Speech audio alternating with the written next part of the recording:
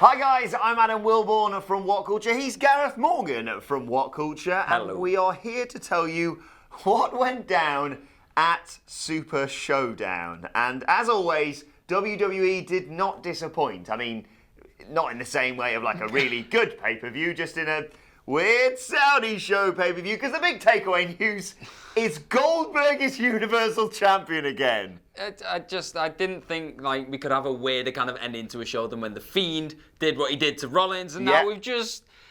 Goldberg has the Universal title coming into WrestleMania season. But don't worry though, because after the match, The Fiend disappeared. I don't know what that means. I don't know how this is going to play out on SmackDown.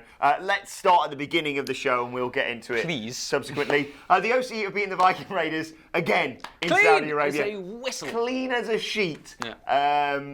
Ivar, I think it was, missed a massive moonsault, and then they capitalised on that to defeat the Viking Raiders again, because apparently they really don't want us to want to see the Viking Raiders versus AOP for, like, you know, tag team stuff. Just reasons. But there was one point where he did his, can't remember which one of the Viking Raiders did it, but he did his move where he kind of like flips onto the ropes and then flips back. Oh, that was Ivar again. Ivar, yeah, he flips onto the ropes, and then instead of like normally he just kind of bounces back, he was that knackered, not sweaty, kind of battered, bless him. He looked really hot. He kind of like jumped forward, stopped and went...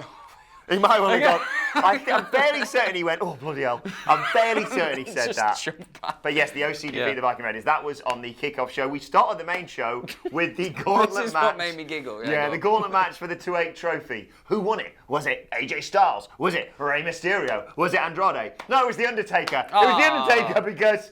What? So, to talk you through this weird gauntlet, we started with R-Truth versus Bobby Lashley, which R-Truth won. I'm fairly certain after he collapsed, Bobby Lashley spear hit the turnbuckle, and R-Truth just sort of fell on him. Yep. How is she going to win? Yep. Then was Andrade next? Or Andrade was next. R-Truth had hurt his cheek. Our cheek was cut open. Jesus, he got attacked, didn't he? I completely like forgot about that. Bobby Lashley beat him down afterwards, bloodied him up, and you went, right, it's Andrade. It's the current champion, US champion, US champion. Coming back. What did Michael Cole say he was coming back from? Coming back from an injury, definitely not a wellness suspension. Anyway, he comes back. You think he's going to make light work of, no offence, but R-Truth. Yeah, he doesn't. You know that spinning back elbow thing he does? A bit like the Judas effect. He did it before the Judas effect, really, but I know other people have done it. John Jones did it before him, just saying it. And they banged heads. R-Truth fell on him and pinned the United States champion. It was just missing the birds going around his head, though. Yeah, exactly. Then Eric Rowan came out, and you thought, okay, right, now someone's going to beat R-Truth. He's got a cage. And he got DQ'd because he hit him with the stairs. He hit R-Truth through the stairs on the outside because R-Truth knocked his cage over. Don't touch a man's cage. Been over this. Right, then AJ Styles came out and you thought, okay, right, now we're going to get a proper match. AJ Styles danced around for a bit. A long time. The laser show was really impressive. I was kind of like entranced by that. I forgot how long it was taking. This is great, but we'll get to the ring. Busting some shapes in the ring, doing a bit of this. Oh my God, And then he submitted R-Truth, and you thought, right, okay, now we're going to get a proper wrestling match. Because AJ Styles versus Rey Mysterio, regardless of whatever bollocks has preceded it, is always great. And do you know why we were going to get that? There was a kid in the front row with a Rey Mysterio mask on, so they weren't going to disappoint that poor little kid, were they? Yeah, Rey Mysterio didn't come out. He got the crap beaten out of him backstage by the OC. Clearly something pre-planned by AJ Styles. He's celebrating. He thinks he's won this prestigious, as they called it, 2-8 trophy. Prestigious jelly. Wanted the ref to just award him it. He gets on the mic, asks about that. That doesn't happen. We do a 10 count. In the midst of this 10 count, which was about a 60 count at least. Yeah, we counted. It was you had the OC falling about backstage, and some boots and a jacket that looked a bit like Blade came back. Sting was on his way. That's what I thought. Well, in fact, it was, of course, The Undertaker came out to a huge reception, walked down to the ring, and just chokeslammed AJ Styles, who did a comedy like... Undertaker didn't take his hat off or his jacket off. No. It looked weird. Light work. Pinned AJ Styles. So the winner of the prestigious 2-8 trophy is The Undertaker, and he didn't take it with him, did he? He just straight looked at it, was like... Nah, no, mate, who cares about that? For the big, tall tower of jelly. Right. So weird. Then we actually got a fairly decent wrestling match. Yeah, to be fair. Tag team match for the SmackDown Tag Team titles, and your new SmackDown Tag Team champions are The Miz and John Morrison, who managed to defeat Kofi Kingston and Big E through yet again shenanigans. Yeah, really entertaining little match. Got into it a lot near the end. Kofi took an insane bump, leaping to the outside to attack Miz, and Miz just went, just move out of the way. No, that's not my job to protect you. I'll just let your spine bounce off the floor. I mean, we popped. We seriously popped. But it was a bit like, you're doing this at a Saudi show. Don't worry, though. Kofi was back in for the finish, went for a pin on the Miz. Miz kicked out, and as the referee was, I don't know, bothering himself with the Miz. Kofi goes to like bounce off the ropes, sort of goes through the ropes a little bit. John Morrison hits him with a chair. Looked like he caught him in the face as well. It was a little nasty, bit. And Miz pins him. So your new SmackDown Tag Team. So was that the second title that's ever changed hands in Saudi Arabia after the Universal title? Yeah.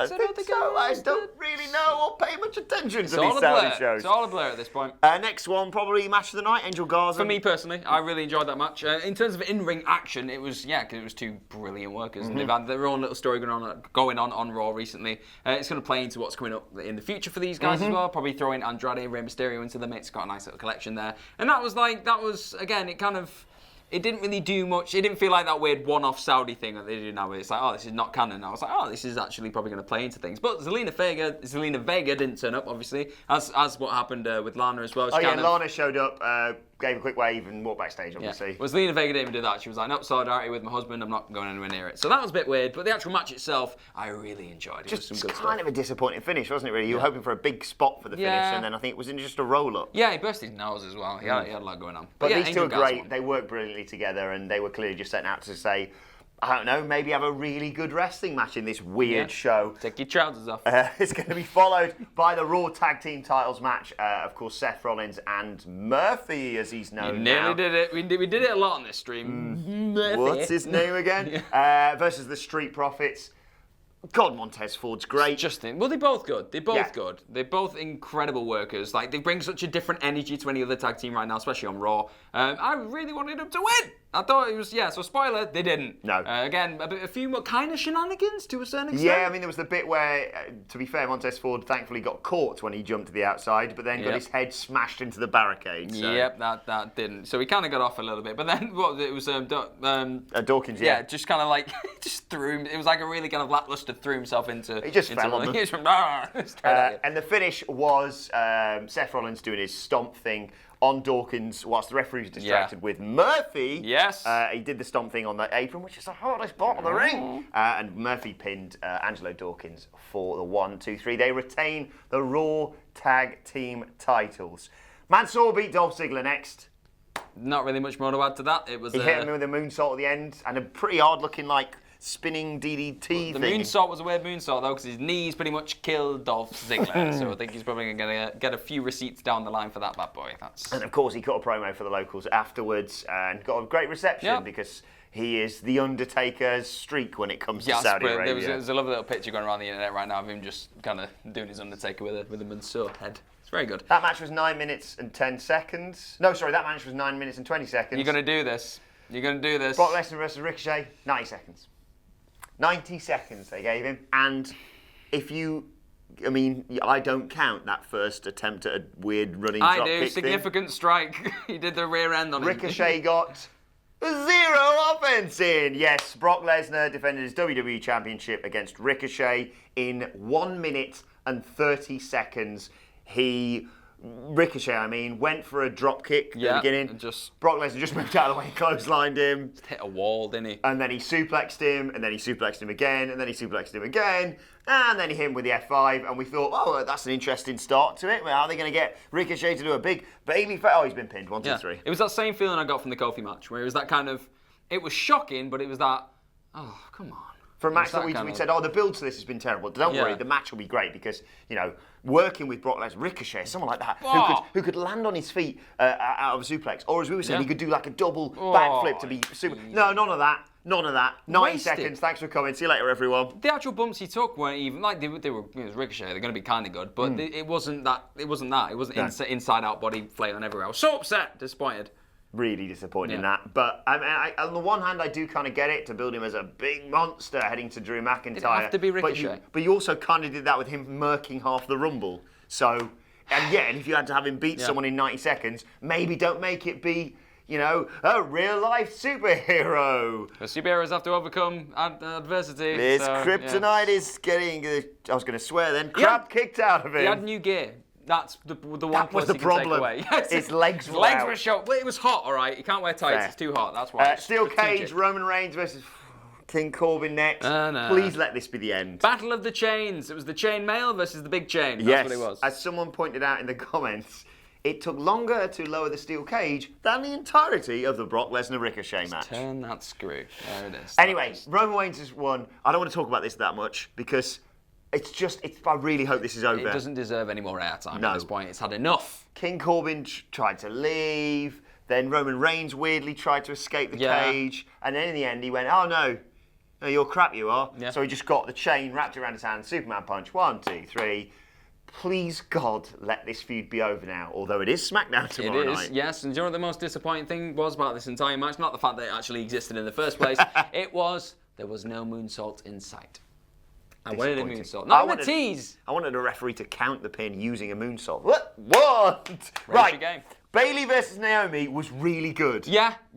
Up until a point, I should say, before people start going mad in the comments. Yeah. There's quite a few botches in there. Started well, ended well, middle of it. For the SmackDown Women's Championship, we couldn't really hear the crowd because obviously we were doing the live stream, but general consensus seems to be they were fairly receptive Didn't sound to like it. they were booing or anything else like It's that. always a bit iffy, obviously, when they have women's matches in Saudi Arabia, and to give them their due, I suppose, it's progressive to have a women's title match over there. The actual match was a lot more, it showcased the actual ability of the women involved. It wasn't kind of by the numbers, we're just trying to be safe for this first one, like the last one was. It was akin to a title match you'd see on SmackDown. Which is progress for this. I know it's not horrible to say, it's progress, because it shouldn't have to be in that. Yes. Going down a different, complete alley there, but yeah. Bayley defeated Naomi in the end, though, with some really inventive stuff. Obviously, they have to be all covered up when they're in Saudi Arabia, which means not only do they have, full skin-tight costumes, but then they wear T-shirts over the top of that. And Bayley, she'd been thinking about this a little bit. I love this. She had failed to pin her with a Bayley to belly. She had targeted the leg, the knee, and then she just sort of wrapped her in a, I don't know what it would be. It was figure like, four sort of, like some leg move, some hurty leg move, that one. and tucked her foot inside her own T-shirt so she couldn't escape. Naomi was like, well, this doesn't seem fair. And Bayley smashed her face into the mat. So it was like Bayley going, well, if you're going to put us in T-shirts, the heel's going to use it to her advantage. I loved it. It made her like an intelligent heel as well for the first time. We don't get a lot of those. We do some good stuff with Bayley now on SmackDown because she's got the brains and she's a bit of a bastard as well. Bainey. Good. Main event time. Let's move on. Goldberg versus The Fiend. And we were watching this, myself, you, and Adam Cleary, and I think this is the one that you sort of heard about and you went, oh, it's going to be good, I suppose. The Fiend, Goldberg putting over The Fiend on the road to WrestleMania for him facing Roman Reigns. Makes sense. And then the closer this match came, a lot more people went, I think Goldberg might win the title, and you have Goldberg versus Reigns maybe at WrestleMania. All these kind of leaks of Meltzer saying the card had changed. No, it's going to be this. Now we're like, wait, if it's going to be that, then this has got to happen. But having said all that, did you actually think it was possible?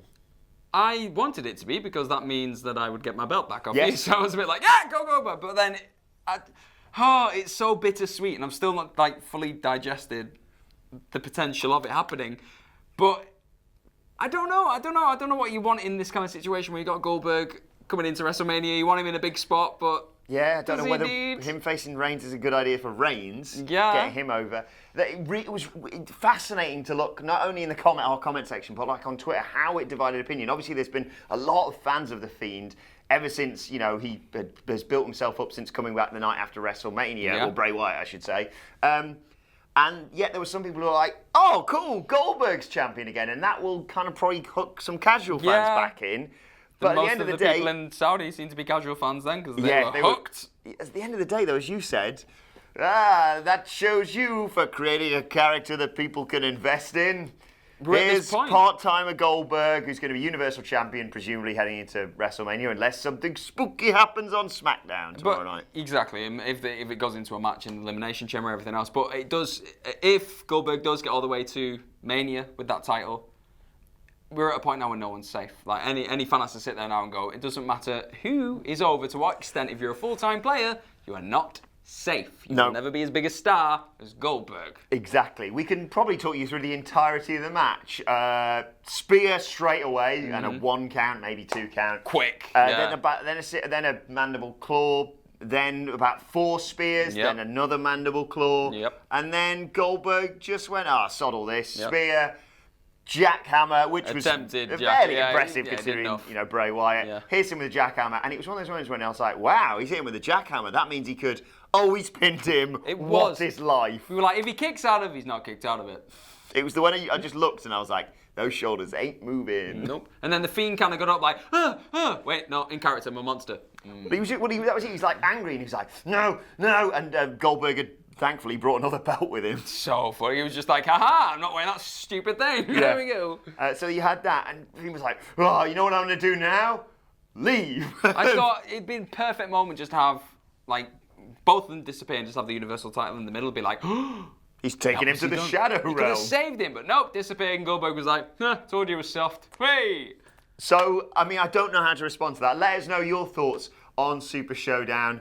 What a show. I mean, the good news is, this is the longest time till the next Saudi show, I suppose. Yeah, you say that at the end of every... Yeah, that's... And how much fresher are we when we get to do these shows through the day? That's one of the only real mega positives out of this. Yes, let us know your thoughts on Super Showdown, though, and Goldberg being Universal Champion again in the comment section below. Don't forget to like, share, and subscribe. And subscribe to WhatCulture Wrestling on either iTunes, Spotify, or wherever you get your podcasts from for daily wrestling podcasts as well. You can follow us on Twitter at WhatCultureWWE. There's going to be lots more to discuss on this in the days going forward. Follow us both on Twitter as well. You can follow Gareth at GMorgan04. You can follow me at Adam Wilbourn. Follow us all at WhatCultureWWE, as I said. And yeah, lots and lots of videos, including, of course, Simon Miller's ups and downs to come on this very, very soon. I'll be interested to see his take on all this. It's going to be something. It's going to be something. His dad, I'm just... yeah, he's going to be the happiest son in the world. Anyway, this has been what went down at Super Showdown. What a bloody show this is. My thanks to Gareth Morgan. Thank you for watching, and we will see you soon.